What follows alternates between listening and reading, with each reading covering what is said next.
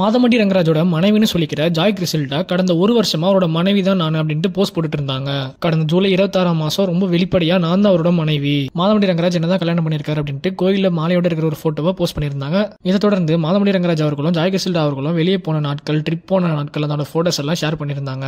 இப்படி Joy Crizildaa post பண்ண எந்த ஒரு போஸ்ட்டுக்கும் மாதமட்டி ரங்கராஜ் ரிப்ளைவே பண்ணல, எந்த ஒரு பதிலுமே சொல்லல. அதை தொடர்ந்து மாதமட்டி ரங்கராஜ் அவரோட டிசைனர் ஜாய் கிறிஸ்டிலாவை மாத்திட்டு புது டிசைனரை இன்ட்ரோடியூஸ் பண்ணியிருந்தாரு. அது வரைக்கும் அவரோட டிசைனரா ஜாய் கிறிஸ்டிலா தான் இருந்தாங்க. அவங்க பழக ஆரம்பிச்சதும் இந்த ஒரு துறையில தான். சோ அதுக்கப்புறம் தான் ரொம்ப நெருக்கமாயி பிரெக்னென்ட் ஆகிற அளவுக்கு வரைக்கும் பழகிருக்காங்க.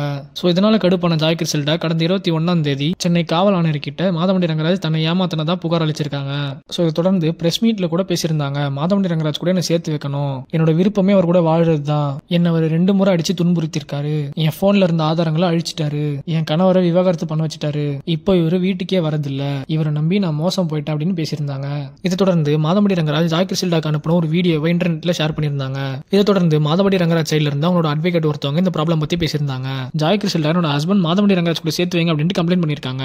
ஆனா சட்டப்படி இவங்க 2 பேருமே ஹஸ்பண்ட் அண்ட் ஒய்ஃபே கிடையாது. அவங்க கல்யாணம் ஆன மாதிரி போட்டோ ஷேர் பண்ணியிருந்தாலும் அந்த போட்டோல அவர் தாலி கட்டியிருந்தாரா, அப்படி அவர் தாலி கட்டியிருந்தாலுமே அந்த கோவில் கவர்மெண்ட் கீழே வர கோவிலே கிடையாது. சோ இவங்க ரெஜிஸ்டர் பண்ணவும் வாய்ப்பு கிடையாது. இவங்க ரிலேஷன்ஷிப்ல பல தடவை கரு கலைப்பு நடந்திருக்கு. ஃபைனலா மாதமட்டிக்கே தெரியாம தான் இவங்க பிரெக்னெண்டா இருக்கிற விஷயத்தை மறைச்சு வச்சுட்டு இப்ப சொல்றாங்க. சோ இது இவங்க எல்லாமே பணத்துக்காக தான் பண்றாங்க. அவங்க வயித்துல இருக்கிறது மாதமட்டி ரங்கராஜோட குழந்தையா இருந்தா அந்த குழந்தை அடல்ட் ஆனப்போ அவங்க ஃபர்ஸ்ட் ஒய்ஃபோட குழந்தைகளுக்கு என்ன ஷேர் வருமோ ஒரு ப்ராப்பர்ட்டில இருந்து அந்த ஷேர் தான் அந்த குழந்தைக்கு வரும் அப்படின்னு சொல்லியிருக்காங்க. அண்ட் அதுவுமே இது மாதமட்டி ரங்கராஜ் குழந்தை தான் அப்படின்ட்டு வெரிஃபை பண்ணி ஒரு டாக்குமெண்ட் வந்ததுக்கு அப்புறமா தான் எல்லாம் கிடைக்கும். அண்ட் குழந்தை மாதமட்டி ரங்கராஜோட தான் அப்படின்னு கன்ஃபார்ம் ஆச்சுன்னா மாதமட்டி ரங்கராஜ் என்ன செய்யணுமோ அந்த குழந்தைக்கு எல்லாமே ஒரு செஞ்சுதான் ஆகணும் அப்படின்னு அந்த வழக்கறிஞர் பேசியிருக்காங்க. இதை பத்தி நீங்க என்ன நினைக்கிறீங்கன்னு கமெண்ட் பண்ணுங்க. வீடியோ பிடிச்சிருந்தா லைக் பண்ணுங்க, கமெண்ட் பண்ணுங்க, ஷேர் பண்ணுங்க, சப்ஸ்கிரைப் பண்ணுங்க. மறக்காம பக்கத்துல பெல் ஐகானை கிளிக் பண்ணுங்க.